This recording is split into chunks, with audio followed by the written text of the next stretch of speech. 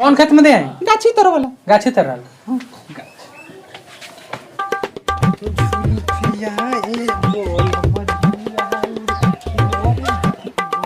हमारा काल में हो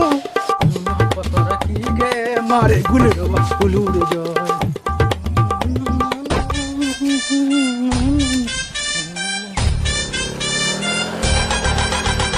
का हो सुनील भैया का तोरा घरे कबे कने हम खान देला तू अभी लेके जाइत बड़ू खाना। तो खाना वाले के जाते ना बने। वो तो हम देखते बानी कि तू खाना लेके जाइत बड़ा, लेकिन एगो तोरा से बात बा। का बात हो बोलो। का कहियो भैया तोरा के तो साफ सब नौकर समझ के धैले रहल हो, ठीक बा। कभी जाला चक्की में जाला तो कभी बाजार जाला तो कभी लइका खेलावल, आज अभी तू खाना लेके जाइत बड़ा।